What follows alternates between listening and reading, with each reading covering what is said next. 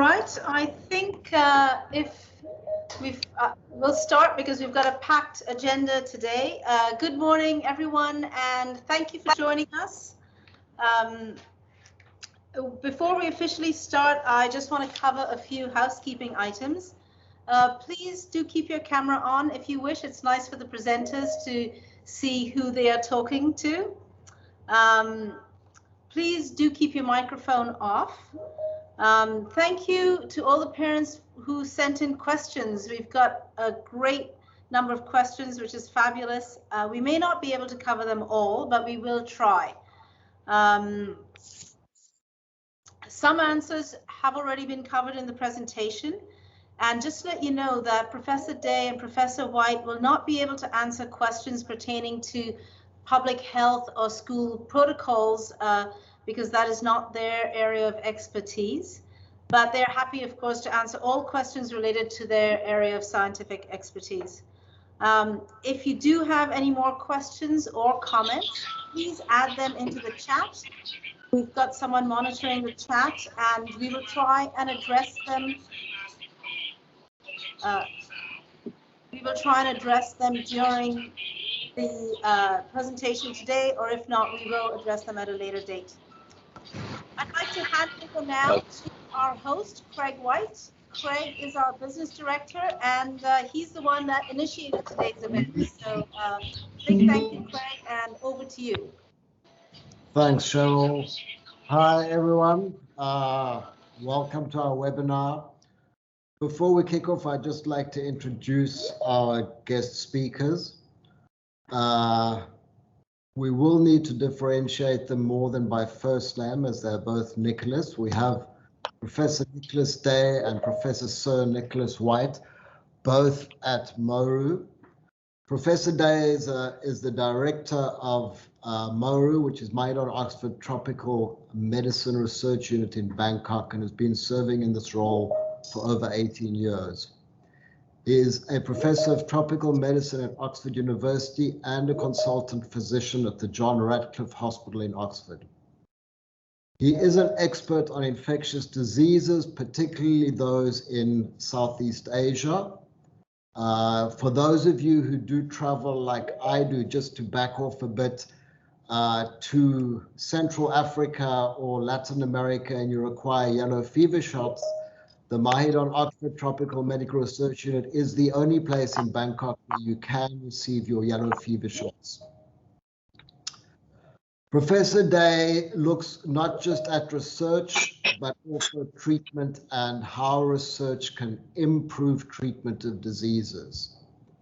A short quote, he says, "We don't just look at what treatments are more effective, we look at the practical implementations of new therapies and the health economics," and I think that is key. Although Professor Day has had a long career at Oxford, he did begin at Cambridge. So I'm sure his occasional rowing trips and drink sessions with members of both those esteemed institutions will be very entertaining to join.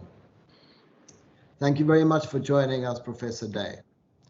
Our other guest, who was actually my introduction into this through a mutual friend, Karen Cart, who is an ex-director at Bumrungrad Hospital, is Professor Sir Nicholas White. No relationship to me, although I really would enjoy being able to say I'm related to a Sir. Professor Sir White is a professor of tropical medicine at Mahidol University and at Oxford University. He's also a consultant physician, also at the John Radcliffe Hospital in Oxford. He has been part of the collaboration between Mahidol and Oxford University since 1980 and has had a very, very long research career in the treatment of a variety of infectious diseases, most recently in the prevention and treatment of COVID-19. He was appointed a Knight Commander of the Order of St. Michael and St. George in 2017, which is presented to those who render extraordinary non-military services in a foreign country. Welcome, both of you. I'm going to hand over to you now. Really looking forward to your presentation. Thank you so much for joining us. Thanks, Craig.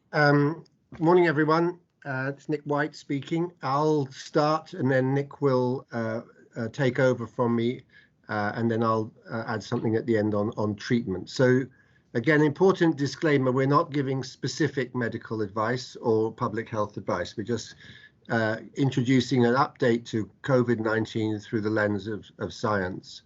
And much of the information, in fact, nearly all of the information that we're going to provide to you is available in the public domain. In fact, you're probably overwhelmed with information, and a lot of it's rather confusing. So next slide, please. So we'll talk about COVID-19, how much there is, what is it, a little bit about the disease, then of relevance, of course, the immunology and the vaccines, and then the latest developments in drug treatment. Next, please.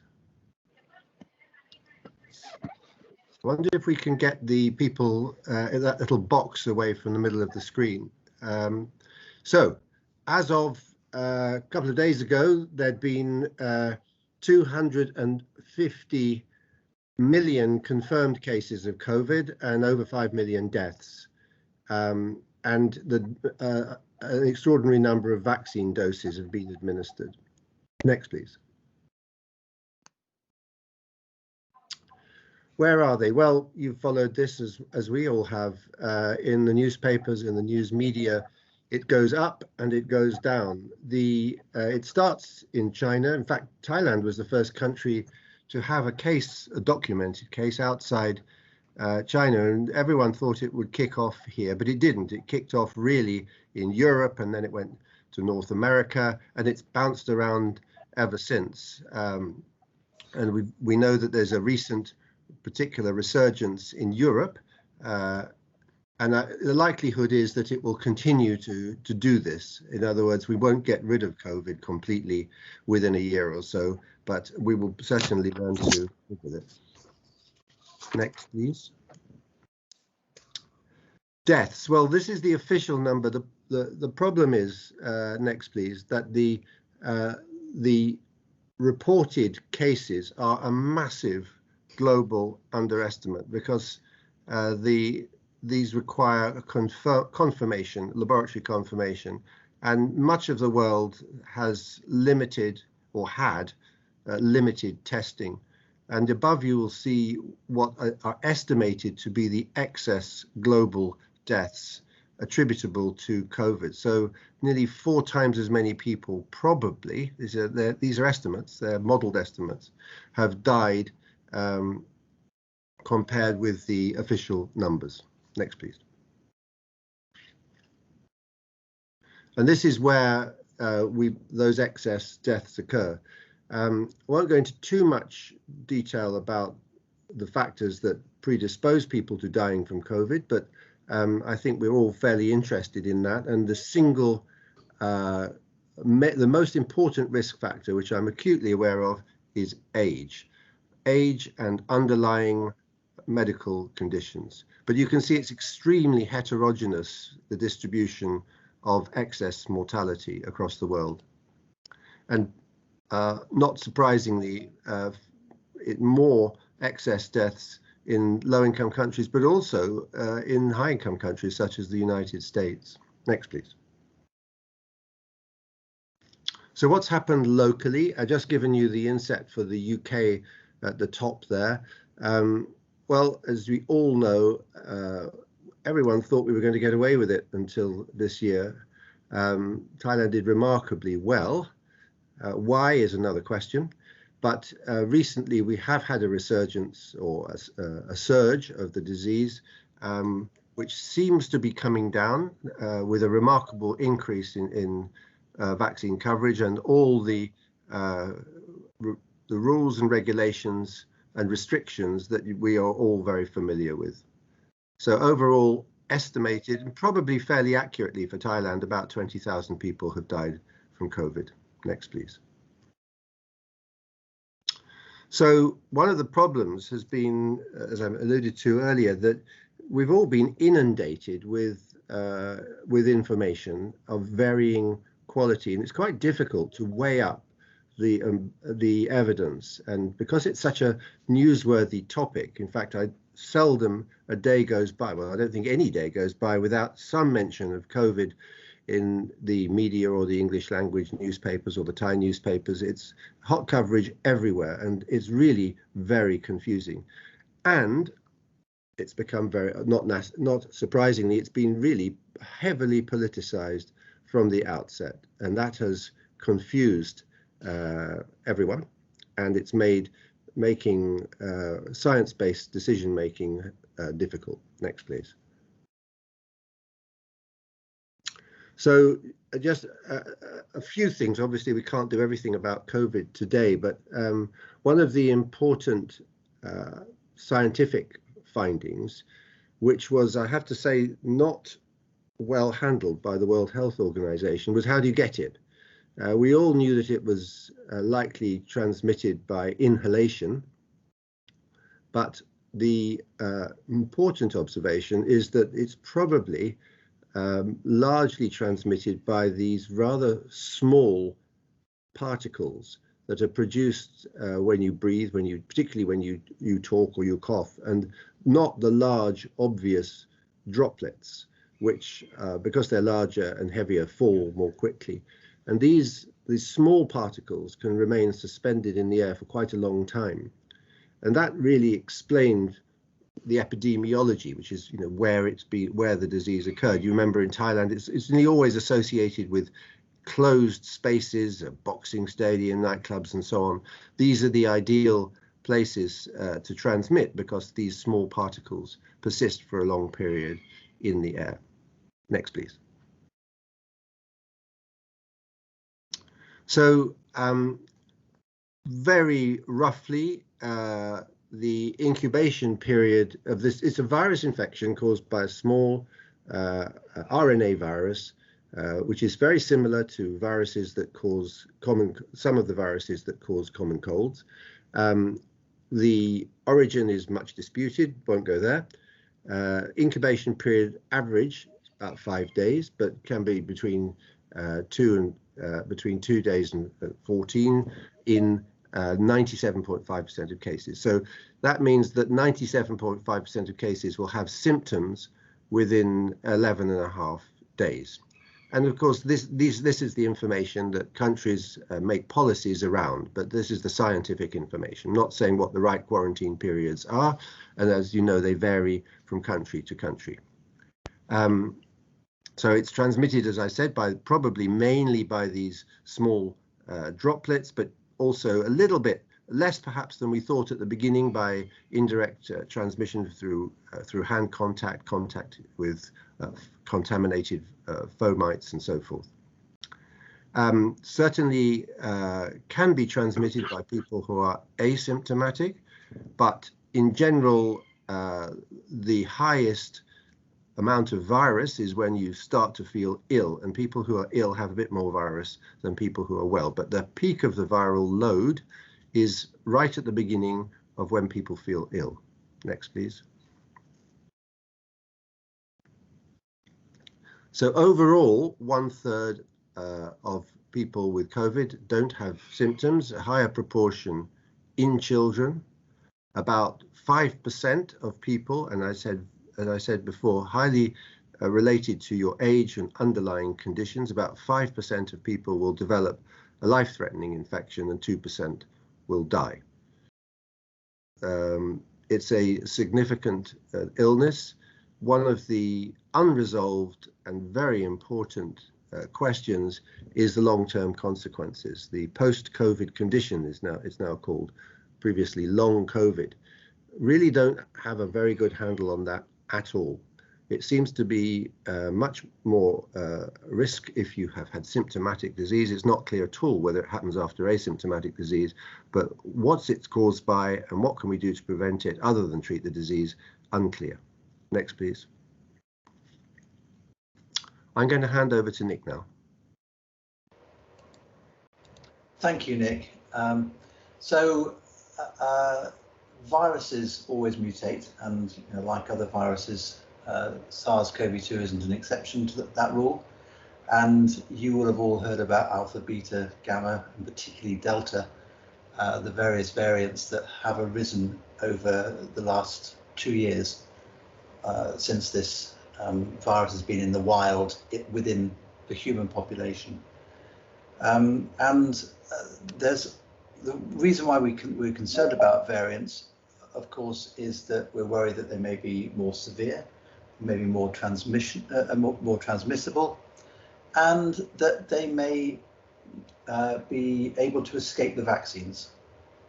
And that latter concern is something which we'd be very worried about, and so far has not come to pass. All of the variants that have arisen so far, the information we have is that vaccines are largely effective, the vaccines that we have. There's a possible exception with beta, the one from South Africa, that may not do so well with the AZ vaccine, but otherwise the vaccines still seem to work. Maybe at a very, very slightly reduced level, but they do seem to work. The WHO they split viruses, the variants, into variants of concern, which there are currently 4.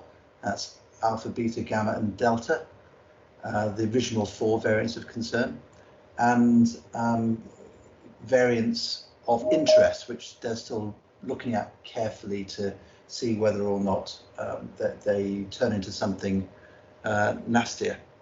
And there are currently 2 variants of interest on the list, lambda and mu. That's the WHO list, but other countries like the UK have additional variants that they're looking at, which are only slight variants in the case of the UK from the delta, the so-called delta plus, which is also called AY 4.2. Anyway, the main difference between the variants seems to be in transmissibility and slightly in terms of symptoms, becoming slightly more like, in the case of delta, the common cold, although a very severe, potentially very severe form thereof. So delta seems to be a lot more transmissible than the others, as you all know. Hopefully I can change, there we go. That is why, if you look at the 4 variants of concern, it's clear that delta has taken over from the other, certainly from alpha and from beta 2 around the rest of the world. So almost all the viruses that are being sequenced, this is from sequencing RNA sequencing of the viruses, all of them are currently delta or subvariants thereof, with a few exceptions. So this is from WHO in the last 60 days. There's always some lag, but it takes some time to sequence viruses. You can see that Thailand has got a little bit of alpha and beta left, but it's still mainly been replaced by delta. And I mentioned this delta plus AY 4.2 variant, which is still under close watch within the UK. It's been seen in the UK, also in the United States and elsewhere. So, as Nick mentioned, there's a fog of information, and trying to decipher reliable evidence out of this is rather difficult. There's lots of trials, there's reports, there's preprints, there's claims in the press, there's fake news, and there's published articles which sometimes aren't correct or are even fake. We've seen that in the last 2 years. It's amazing what this disease has sprung up in terms of behavior. So generally, we consider evidence in the form of a sort of pyramid, where going from the bottom to the top, you have increasing quality of evidence, where you're more certain that what that evidence is telling you is correct. You can rely on it.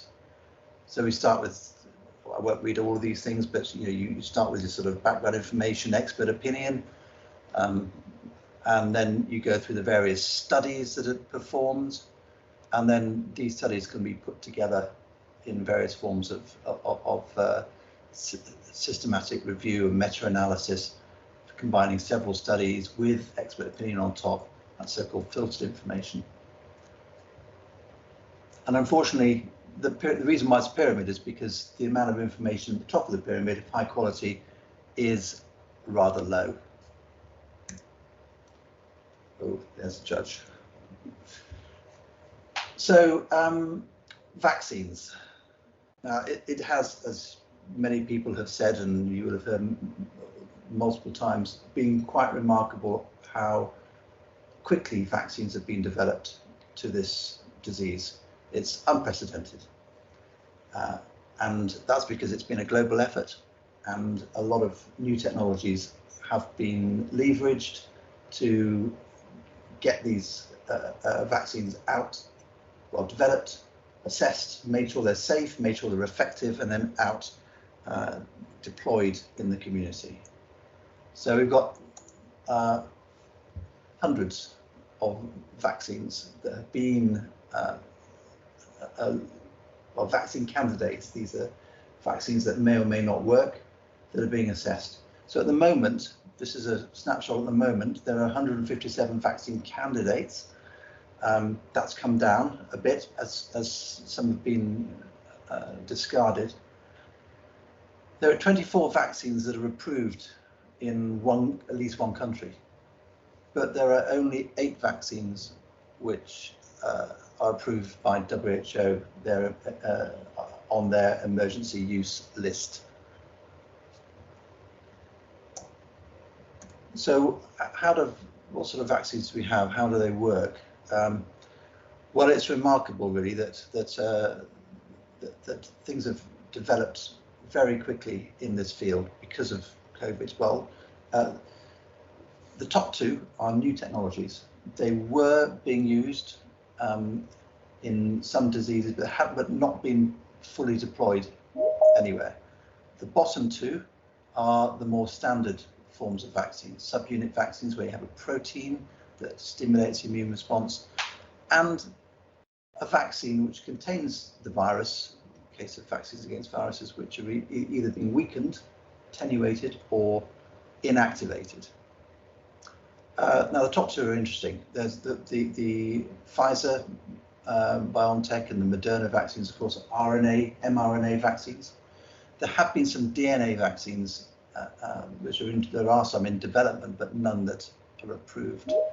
And the way that the RNA vaccines work is that they get the body, the human body, to make the proteins in the bottom left itself, which then stimulates the immune system. So it's quite clever, rather than just putting the proteins in directly. And the viral vectored ones are similar in the sense that this is just a different way of getting the DNA or RNA into DNA in this case into the cells, for the human cells to then produce the protein. You use a virus which is either very weak and replicates weakly, or doesn't replicate at all. In the case of the Oxford AstraZeneca vaccine, it's a common cold adenovirus from a chimpanzee, which is not adapted to humans, so it doesn't replicate in humans. So these are the currently approved vaccines in Thailand.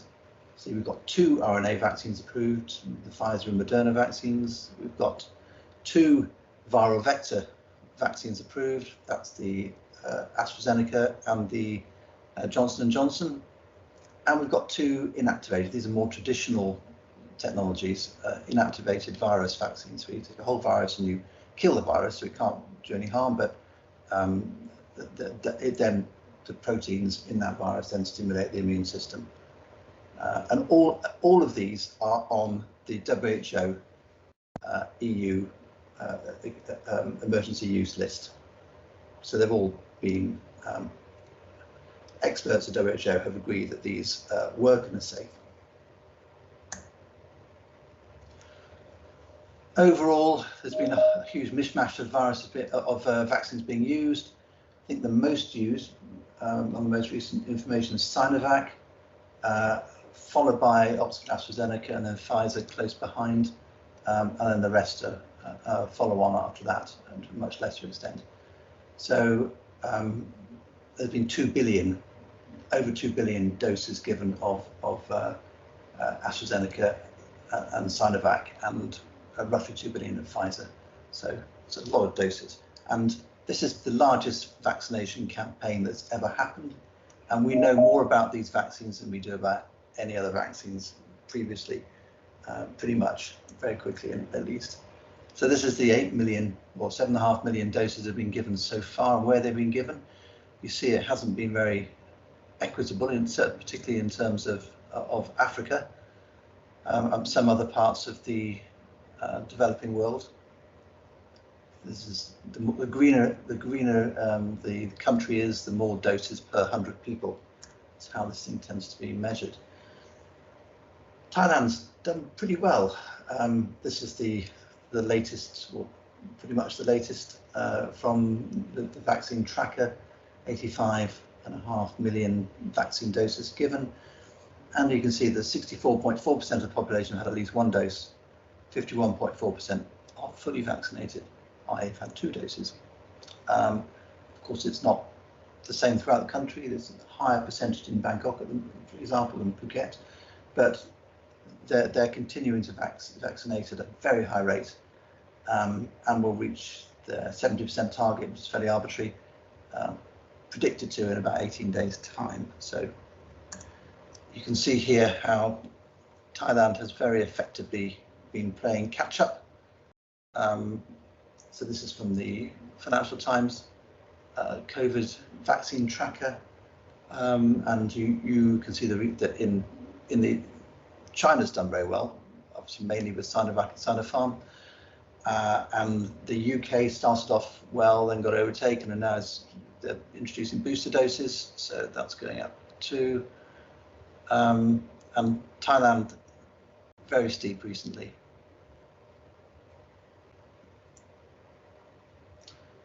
Side effects.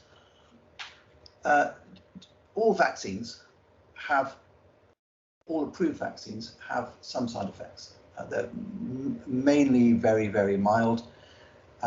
Occasionally, and this goes for even the childhood vaccines people are normally given, very, very rarely, and I can't emphasize that enough, very, very rarely, you'll get a serious side effect.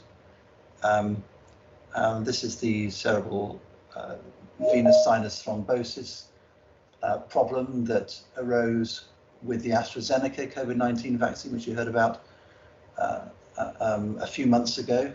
And it's also, by the way, something which occurs, again, extremely rarely with the Johnson & Johnson, the Janssen vaccine, because they're both virally vectored. It's something to do with that. It's extremely rare, and you have to do a risk-benefit analysis with these vaccines.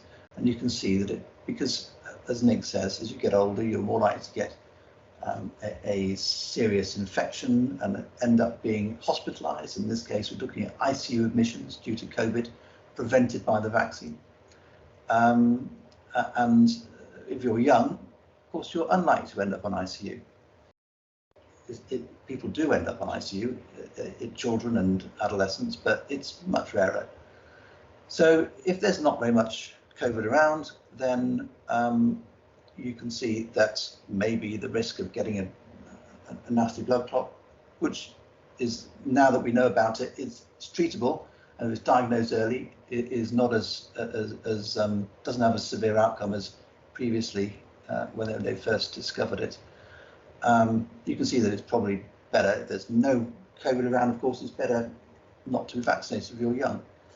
So this is for low transmission, if there's not very much going around.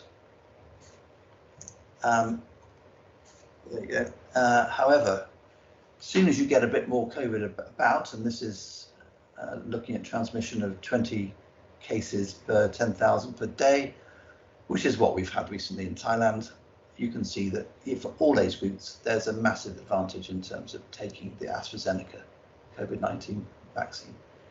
And people said, oh, well, why don't we just take the mRNA vaccine, Pfizer or Moderna instead? That's a good point. But of course, as I said, all vaccines, if you do vaccinate enough people, there will be occasional, and we're talking about very, very, very, very small numbers that we can't really imagine, there'll be side effects, serious side effects. And it turns out that the mRNA vaccines are no exception, and that in young men, you will occasionally get, very, very rarely, 1 in 50,000. Think how many Passenger schools have to be vaccinated to get one case. You get this inflammation of the heart, or the lining of the heart, with Pfizer and Moderna. So it's extremely rare.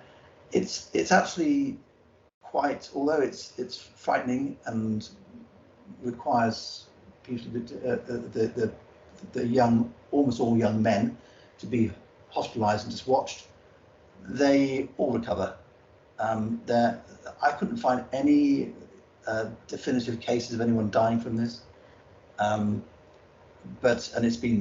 since this report, it's also been documented elsewhere, particularly in the US, and looked at quite closely. So it's usually quite mild and just recovers without any long-term side effects. And again, you can do the same thing with this is looking at the current US exposure risk, actually back in October. The number of hospitalizations, COVID-19 hospitalizations prevented, compared with the predicted cases of myocarditis. And you can see, even for adolescents 12 to 17, this is the age group which is most affected, well, 12 to 17 and 18 to 24, the benefits greatly outweigh the risks, because people do die. I mean, over 2,000 children and adolescents have died of COVID in the United States alone. No one that it's been documented dying of this vaccine side effect. So a lot of countries are being quite, they've decided that they want to, hello? Oh, they've decided that they would like to vaccinate children, adolescents, and maybe younger children. In the UK, they're vaccinating age group of 12 to 17. One dose for 12 to 15, and then 16 to 18, they're now offering 2 doses. And the US is going, this is based on big studies of thousands of kids, I mean small kids, 5 to 11, that this is a safe vaccine. There's no reason to believe that it won't be safe in children. It's just they've taken a precautionary approach and just gone younger and younger. So they're now recommending use of the Pfizer vaccine in children aged 5 to 11. So this is the United States is pretty risk averse when it comes to making these recommendations, and they feel the evidence is that it's safe to vaccinate kids with the Pfizer vaccine. They've got enough evidence for that. It's probably safe with the Moderna as well. There's evidence that's coming along for that.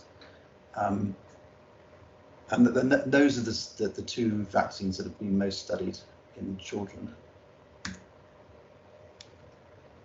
So what about going to school and whether or not children must be vaccinated? And you can see that, and so this is vaccinations in general, whether you have to be vaccinated. So can you just not vaccinate your kids with the normal vaccines and still send your kids to school where they may infect other kids if they pick up a vaccine preventable illness. So you can see that increasingly it's kind of legally required to vaccinate your kids. That isn't the case with COVID so far, as I know, but that might arise. It might just become part of the normal vaccinations for children and adults in the future.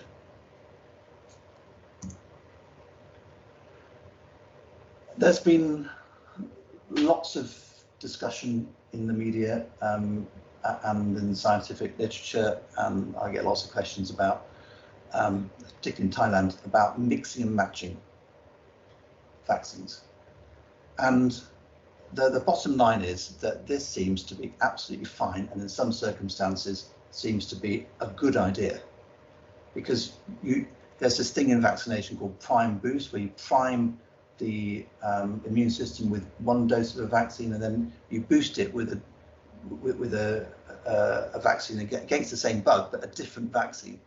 And that seems to be a very good way of getting the immune system to respond to a pathogen. So here you've got the sort of natural experiment where you can either have two Pfizers, that's BioNTech, or have an AstraZeneca and then a Pfizer. This is where a lot of European countries, I think this is from France, a lot of European countries went over in younger adults from AstraZeneca to Pfizer for the second dose. And you can see that actually the infection rate was lower in the ones which had the mixed. And there are higher neutralizing antibodies. So if you look at the antibodies in the individuals, vaccinated individuals' blood, they tend to, we can do this in the lab, they can neutralize all the variants. So it might be a good idea. So what's the evidence so far? I mean, take all this with a pinch of salt. This is evolving very, very fast.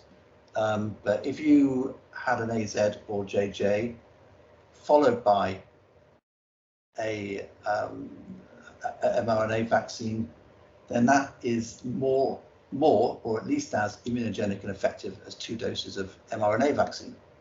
So there's some evidence that say that AZ Pfizer, for example, is better than Pfizer, at least as good as. And it's slightly more immunogenic and effective as 2 AZs or 1 Johnson & Johnson, which is the original recommendation for Johnson & Johnson. There isn't very much evidence for mRNA vaccine followed by a virally vector vaccine, that's AZ. So if you start off with Pfizer, should you go over to AZ? Probably not. Probably 2 mRNA vaccines are better than Pfizer followed by AZ from the studies that we have so far. This is all evolving. And then of course lots of people have had 2. They've been so-called fully vaccinated with 2 doses and are going for their booster dose. And there's a quite a good study from the US where they've randomized the booster doses, different vaccines, and of course people had either J&J or Pfizer or Moderna, and all combinations appear to boost well. Booster doses are good. They do make quite a big difference in antibody levels, probably in vaccine effectiveness. And it didn't matter what you had for your booster after, or what you had for your primary, that they all seem to work. So we can relax a bit about mix and matching. We just, and the governments are beginning to catch up. So if you're flying into the United States, apparently they're going to allow mix and match soon. And that still might be a problem for a few countries, but hopefully that will change as the science matures and the evidence accumulates. Right, okay, I'll pass it back to you, Nick, for drugs. Thanks, Nick. We thought you'd be most interested in vaccinology, but I'll just give you a little bit about therapeutics to finish off with. We used to say that there was no treatment, and then the largest trials from Oxford-based studies called Recovery showed that if you had severe COVID, that giving steroids would reduce your chance of dying. And then a number of other studies have shown that various immunomodulators in late-stage disease reduced death. But these are anti-inflammatory drugs. Now, could we develop a drug that actually reduced or killed the viruses? And the short answer is yes. And so it's now become increasingly clear that monoclonal antibodies, and the most famous of those given to the former US president is the REGEN-CoV monoclonal, which is a mixture of two monoclonals actually, does have provide significant benefit. In general, you need to give the antiviral drugs early.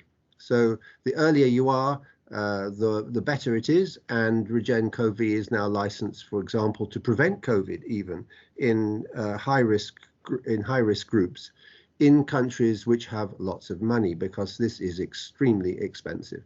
There are 100+ monoclonals in various stages of development, probably number 2 at the moment not saying number 2 in terms of quality, but behind REGEN-CoV is the GSK vaccine, monoclonal sotrovimab, but there will be more. But they are unaffordable for most of the world, but they do work. Next, please. And then recently, we've had some good news on the drug front. The whole question of drugs, hydroxychloroquine, ivermectin, SSRI antidepressants, you name it, there have been pros and cons, but there's been no really convincing evidence. And actually, if you're skeptical, you could say there still isn't.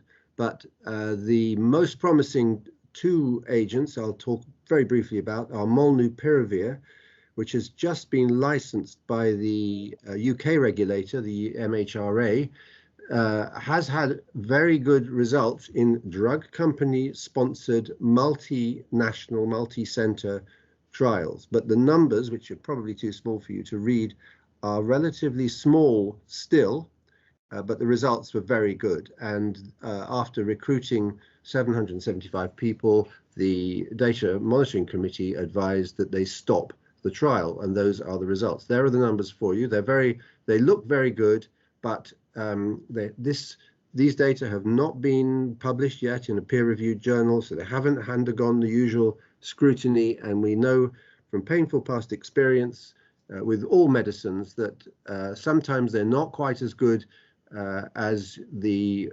manufacturer made them believe. One good thing about molnupiravir is that Merck, who make it, have organized licensing agreements with a variety of generic manufacturers, and it's quite possible that this would be an affordable medicine, which would be great if these very good preliminary results pan out. Next.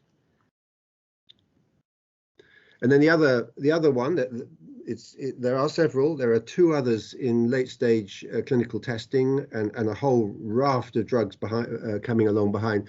This is the Pfizer drug. It works by a different mechanism. Don't need to bother you with what that is. And it's combined with a drug which is used for HIV treatment, actually, to help keep the drug levels up of this protease inhibitor. But that too is in clinical trials which were stopped early by the Data Monitoring Committee because the results are really good, which I've just shown you below. They look really good, but it's still a drug company study, and no one has seen these data yet. So looks good, but be careful. They may not be as good as the companies are presenting them, but we do now, I think, have reasonable evidence that we have therapeutics that could be used in early disease. Next.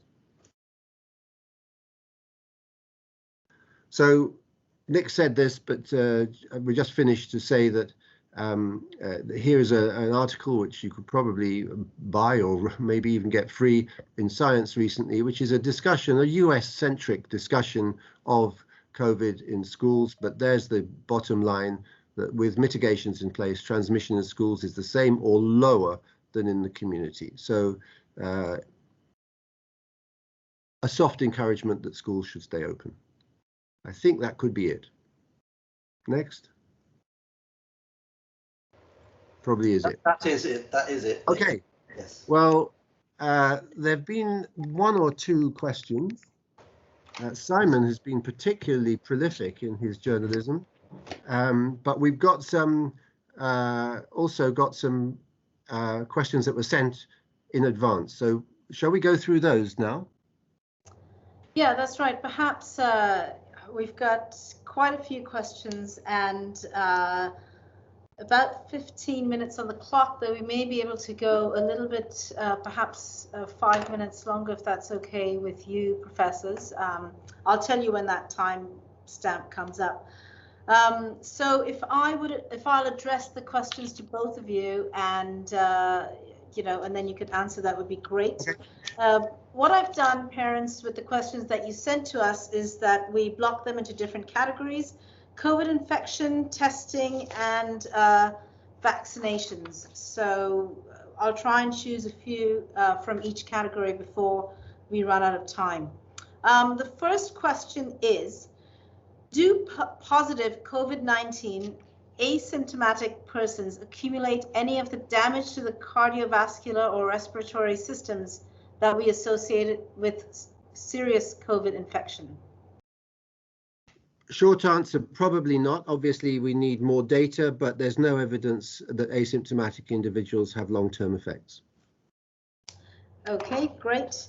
How do we distinguish between COVID-19 infection and a seasonal influenza? That comes from our IB high-level bio class. Yeah, I'll take that one. It's very difficult to, is the simple answer. The symptoms are very, very similar. There are some slight differences on the sort of, if you compare large groups of people with COVID with people with flu. The only way you can distinguish accurately is by testing, and there are rapid tests available for both and laboratory tests available for both.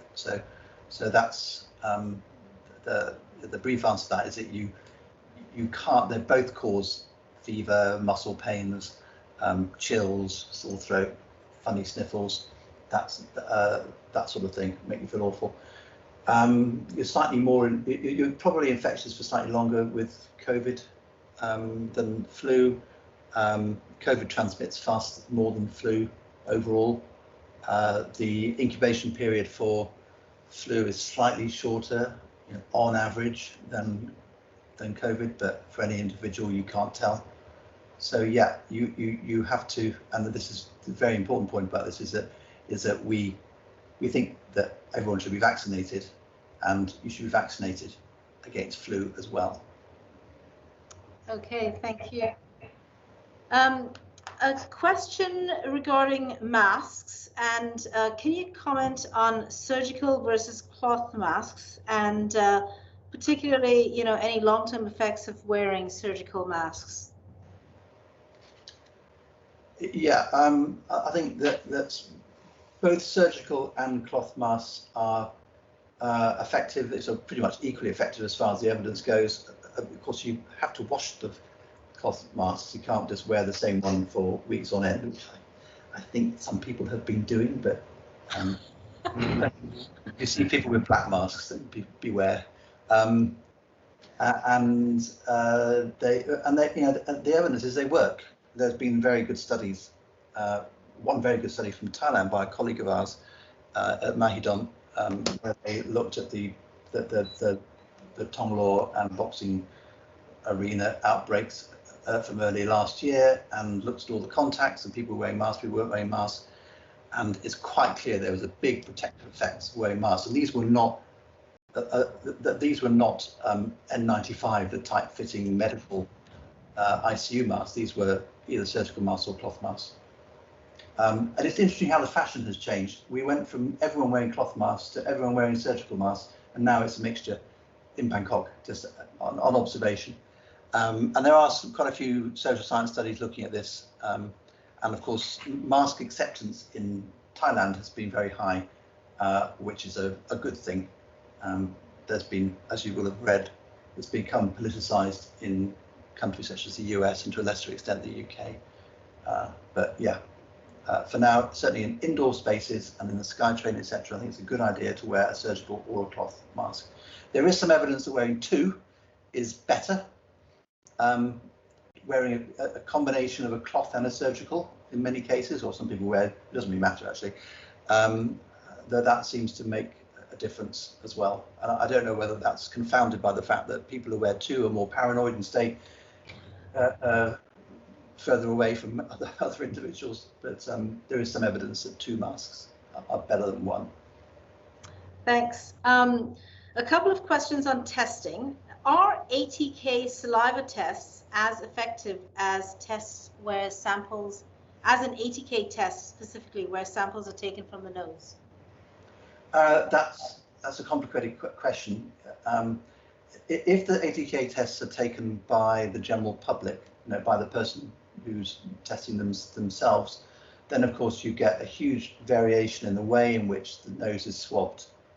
And I think that the evidence so far is that there isn't any difference between, in sort of pragmatic use, between saliva and nose ATKs, and that both of them are not very good.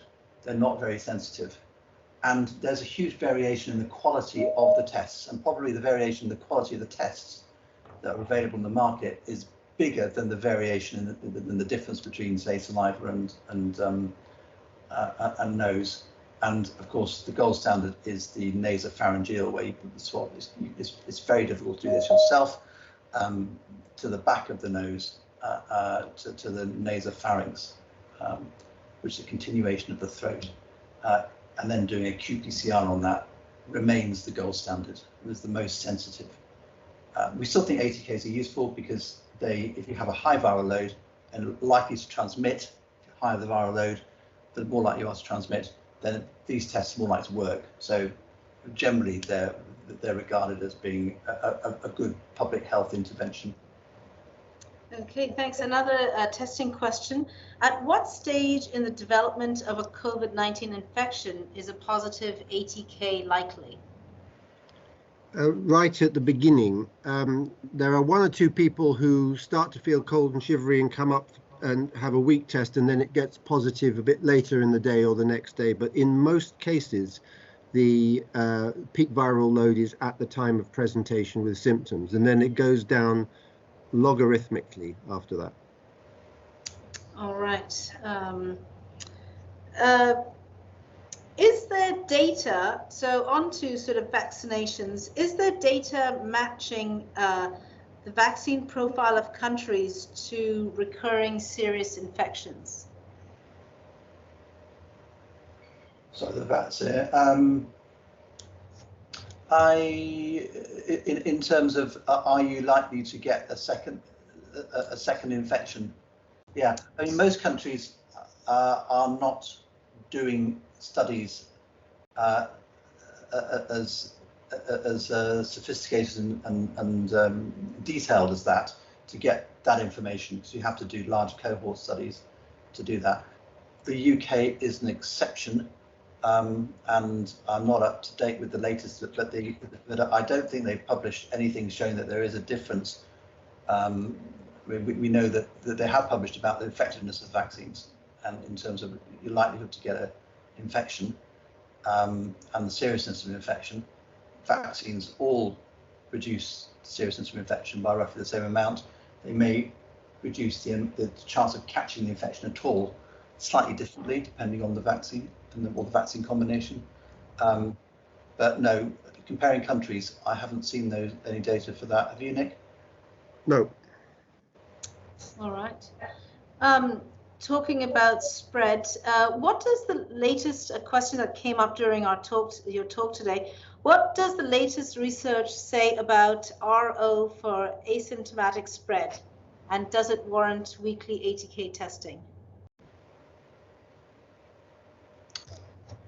So the information about the R0 has, it seemed, obviously R0 is affected by a number of things like vaccination rates and also the variants. It's quite clear that if you're not vaccinated, the R0, and probably if you are, the R0 of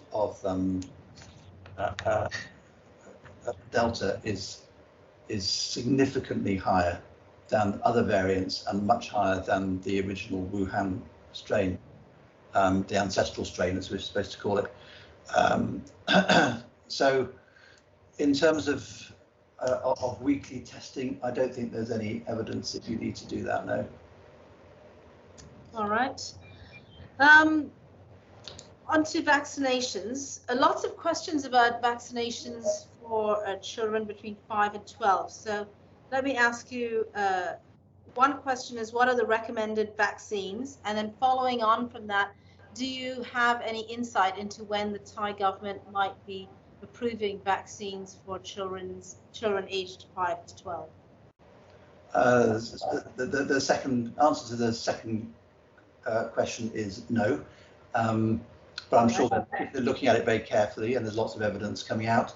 Answer to the first question is that the only one licensed anywhere, as far as I know, for children aged 5 to 12 is the Pfizer mRNA vaccine, Pfizer BioNTech vaccine. I expect, I don't know, but I expect that the Moderna mRNA vaccine will follow shortly. This is a question related to Pfizer, and it is about how many Pfizer vaccinations would you recommend for boys aged to 12? Actually, I should take away the would you recommend part, but more, you know, what is the general, what is the general thought out there? Because in the UK, only one shot is given to 12 to 18-year-olds, but Thailand requires 2. Why is there this discrepancy? If you can speak to that a little. Yeah, I don't know why there's a discrepancy, apart from the fact that everyone is looking at the same information and coming to very, very slightly, but very reasonable conclusions. It's clear to be fully vaccinated, you need at least 2 doses. I think there's precautionary principle came into play in the UK, because particularly in boys, after the second dose, there's more likely to get this myocarditis. It's extremely rare. I must emphasize the chances, if you vaccinate everybody in Patna, the chances of getting a single case are remote. But they obviously wanted to be careful about that. They're gradually lowering the age range for the second dose. And I think that my personal opinion is where we'll end up is that people will be, that everyone will be vaccinated on a probably on an annual basis, including children. But that's my personal opinion and doesn't reflect any government thinking or public health authority thinking. That's where in a year or so's time I think we'll end up. So I personally don't think it's a major issue, but it's good that people are going carefully about this. I think it's quite reasonable what the Thai government's doing as well, and it's what the US government's doing. Yeah.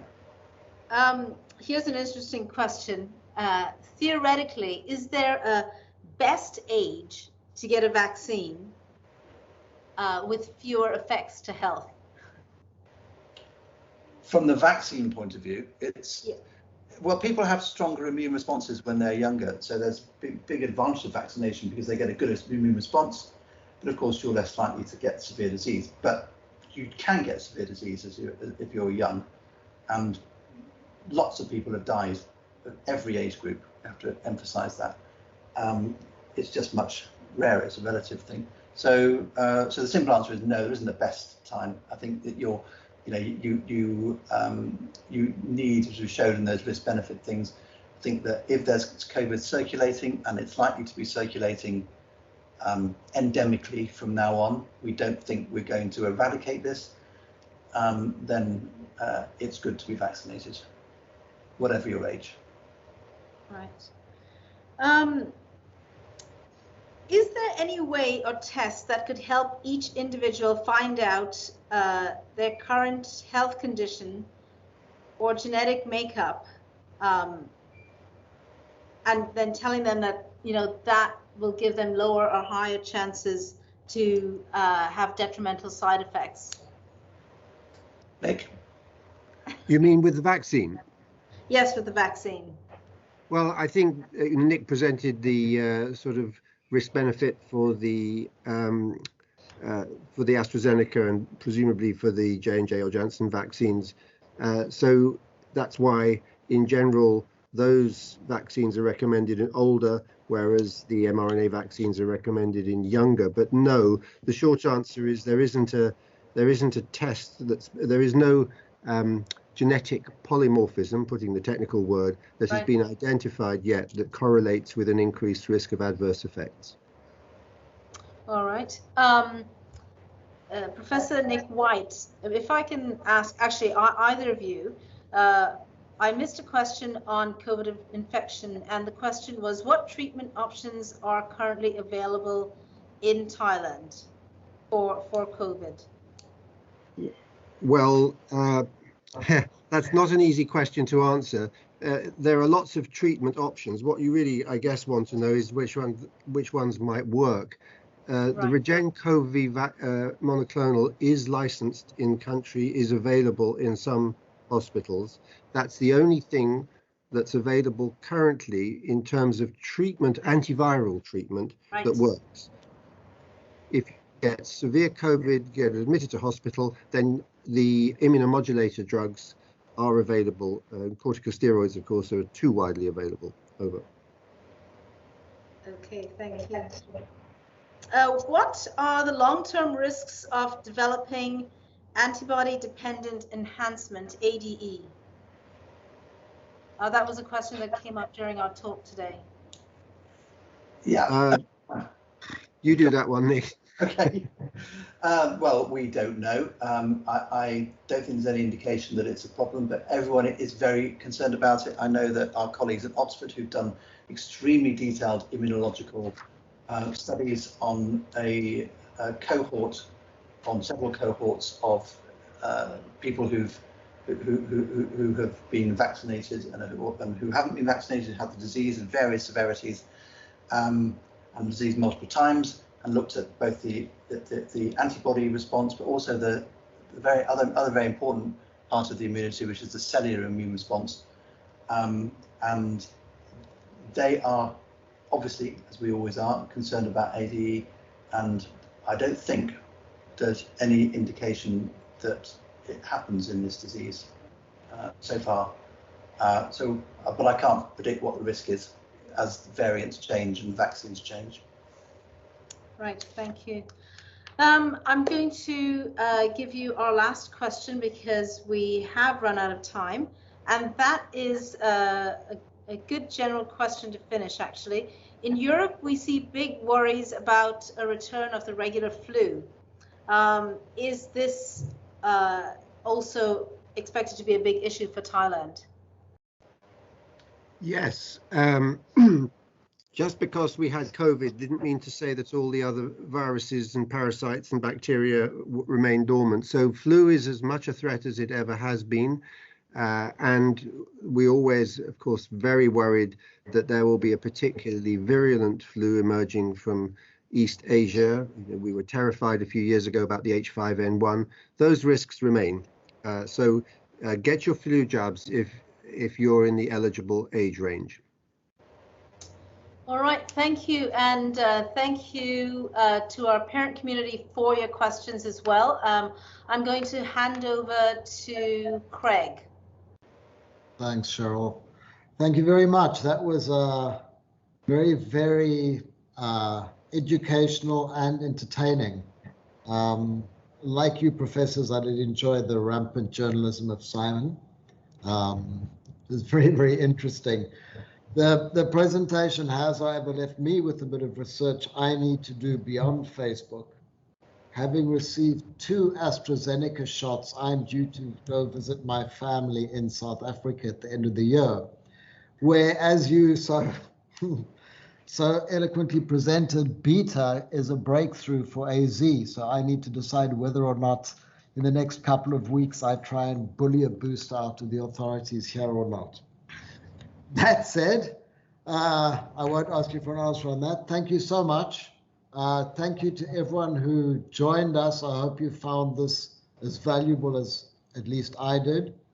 I'd like to thank the PTG for promoting it across all the various chat groups and the questions that came in for parents, and of course Cheryl for managing the entire process.